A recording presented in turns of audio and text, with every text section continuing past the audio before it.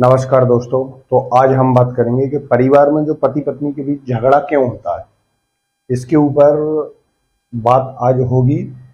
दर्शन की दुनिया से पुस्तक का नाम है जीवन जीने की कला, ओशो की। तो सबसे पहले दोस्तों मैं आपको बता देता हूँ कि देखो, यहाँ पे मेरे पास कोई ऐसी डिजिटल बोर्ड है नहीं कि मैं आपको कुछ दिखा सकूं या आपका कुछ मनोरंजन कर सकूं या टाइम पास कर सकूं या आपको कुछ ऐसे तत्व दे सकूं कि आप हंसो। हाँ, इतना है कि आप समझ सकते हो और ये जो मैं बताऊंगा वो जिंदगी में प्रॉपर काम आता है, प्रॉपर तरीके से आप उसे जी सकते हो। वो वाली शिक्षा नहीं बताऊंगा जो आज दुनिया पढ़ा रही है और उसके ऊपर मतलब पढ़ लो, काम कोई आने नहीं। और दूसरी बात, फालतू का मोटिवेशन नहीं दूंगा क्योंकि मोटिवेशन मुर्दों को दिया जाता है। जितना आप समझ सकते हो, आपकी क्षमता है, उतना आप ले लेना, वरना दोस्तों आप जानते ही हो। तो परिवार में जो कलह क्यों होती है, पर हर घर में की यही कहानी है कि उनको शांति चाहिए किसी भी तरीके से। कहीं पे दिखाते हैं, आपने देखा भी होगा कई घरों में, या हो सकता है आपका भी घर हो, कि शांति के लिए पूजा करवाते रहते हैं, ग्रह शांति करवाते रहते हैं।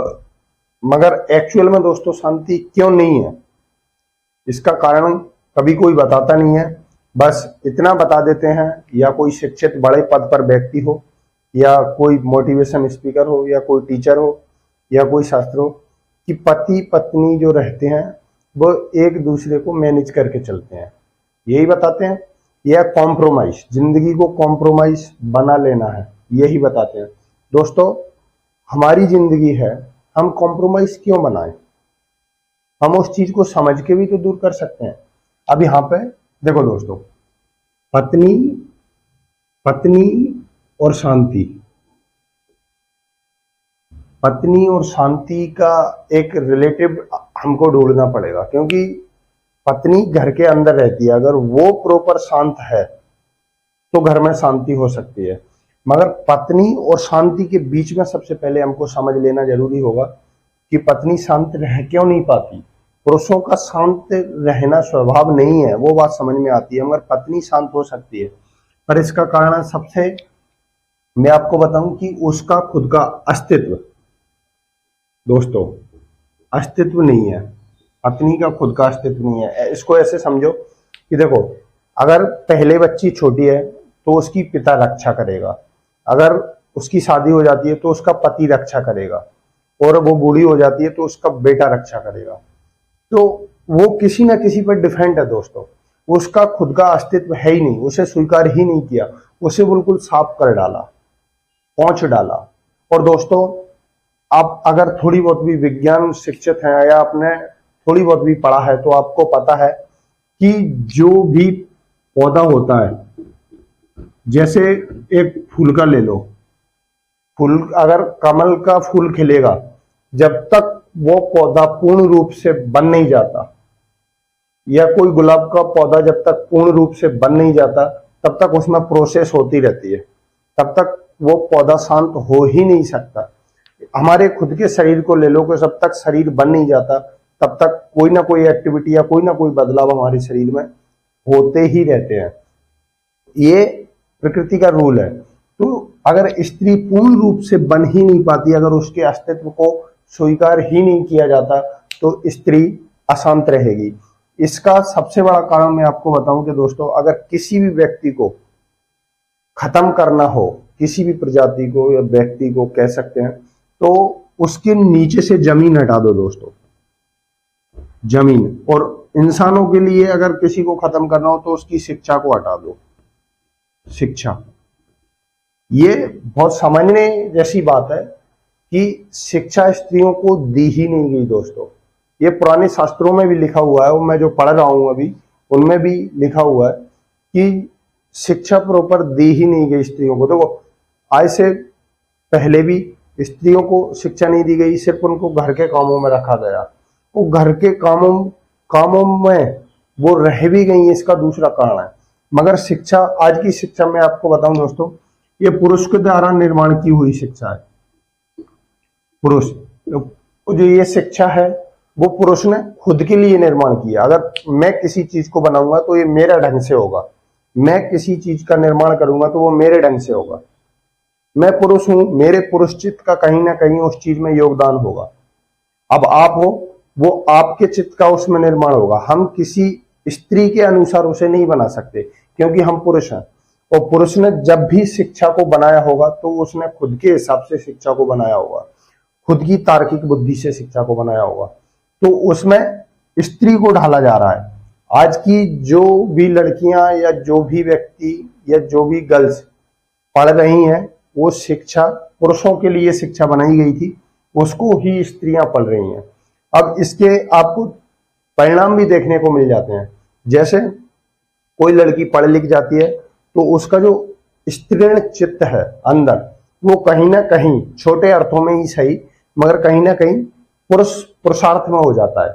और जब पुरुषार्थ में किसी स्त्री का चित्त हो जाता है दोस्तों, फिर उसमें इच्छाएं पाने वाली हो जाती हैं। क्योंकि जो मनुष्य, जो व्यक्ति का चित्र हो, मतलब जो लड़कों का चित्र होता है, वो पाने वाला होता है, पुरुषार्थ जिसे बोलते हैं। तो कहीं ना कहीं पाने वाला हो जाता है, फिर वो स्त्रियां इच्छाएं रखने लगती हैं। जैसे आज के समाज में जो पढ़ी लिखी स्त्रियां, आपने भी देखा होगा, वो इच्छाएं रखती हैं कि मेरा घर हो, या मैं अकेली रहूं, या मेरा पति मेरे साथ रहे और वो परिवार से अलग रहे। ऐसी इच्छाएं अगर आपके सामने आती हैं तो कोई अचंभित होने वाली बात नहीं है, क्योंकि जो स्त्री है उसमें कहीं ना कहीं गुण पुरुष वाला आ गया। क्योंकि हमारी जो शिक्षा है, या हम जो स्त्रियों को शिक्षा दे रहे हैं, वो पूरी पुरुष वाली शिक्षा है। और एक चीज और नोटिस करना यही समाज में अपने में, कि आजकल जो पढ़ी हुई लड़कियां आ रही हैं वो ज्यादा उपद्रव कर रही हैं उनकी अपेक्षा जो पहले थी, जो हमारे माँ के टाइम पर थी। क्योंकि वो भले से ही दूसरों पर निर्भर, या उनका अस्तित्व नहीं था, खुद का अस्तित्व नहीं था उनका। क्योंकि जो परंपरा से 5 या 6 हजार सालों से जो चली आ रही है, उसमें उनके अस्तित्व को बिल्कुल साफ कर डाला। मगर आज की जो आ रही है उनमें पुरुषार्थ का अस्तित्व आ रहा है दोस्तों। कहीं ना कहीं अर्थों में पुरुषार्थ का अर्थ आएगा। और इस तरह हम ना तो घर की शांति ना दुनिया की शांति को स्थिर कर सकते हैं। अब इसमें कुछ समझने योग्य बातें हैं कि देख दोस्तों, अगर पहले जड़ तक जाना पड़ेगा किसी भी चीज को, शंकुर ऐसे चलता है दोस्तों। और अगर देखो, पहले घर सही बनेगा, घर सही बनेगा तो समाज सही बनेगा, अगर समाज सही बनेगा तो देश सही बनेगा।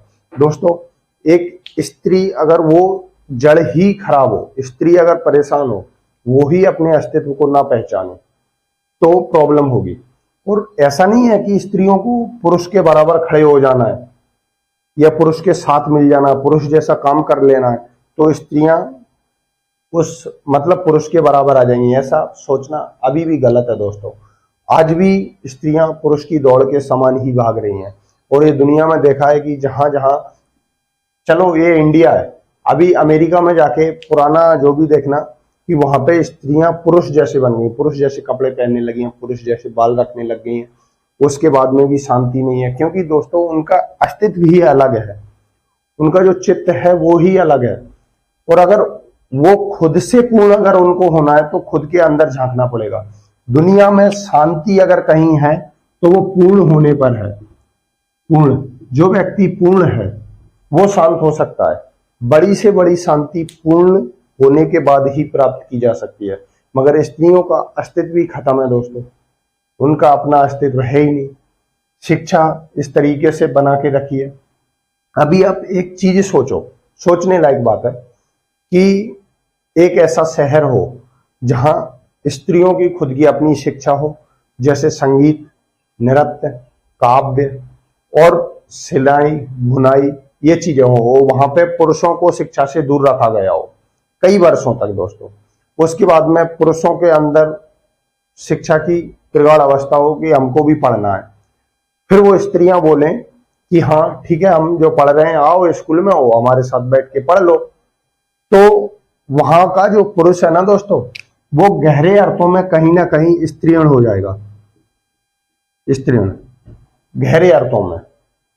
तो इस तरीके से जो शिक्षा का प्रोसेस ऊपर नीचे किया हुआ है ना दोस्तों, ये आजकल की स्त्रियों के लिए बहुत खतरनाक हो सकता है। और अगर इसे समझना है या परिवार में कलह को दूर करना है तो दोस्तों मैं आपको बताऊं कि जो परिवार की स्त्री है उसको अपना पूरा अस्तित्व पहचानने का मौका दिया जाए, या उसको आप खुद समझाएं या वो खुद से समझे।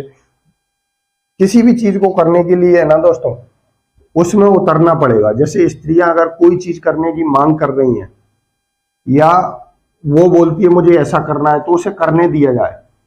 जब दोस्तों वो चीज में फेल होगी या उसमें सफल होने के बाद में उसे मालूम खुद का चलता है, क्योंकि एक समय तक हम किसी चीज को बांध के नहीं रख सकते, एक समय के बाद हमें छोड़ना ही होता है। अगर इसको छोड़ना है तो उसे खुद के हाल पर छोड़ना पड़ेगा दोस्तों। और शिक्षा है तो उसे भी समाज की, ये बहुत बड़े लेवल की बात हो जाएगी, मगर होना चाहिए कि अगर दुनिया में शांति लानी हो तो पहले घर में शांति लानी होगी, क्योंकि दोस्तों घर से ही समाज बनता है, समाज से ही देश बनता है, तो देश से ही दुनिया। अगर दुनिया में शांति लानी हो तो स्त्रियों को खुद की शिक्षा देनी पड़ेगी, उनकी बनाई हुई, उनके चित्त के द्वारा निर्माण की हुई शिक्षा उनको देनी पड़ेगी। दोस्तों ये थोड़ी समझने लायक वीडियो थी, अब आपके ऊपर है कि आप कितना इसको एब्जॉर्ब कर पाते हैं, आप कितना इसको अंदर तक ले पाते हैं। और अगली वीडियो किस टॉपिक पर बनाई जाए कमेंट बॉक्स में कमेंट करके बताइए दोस्तों। जय हिंद, जय भारत।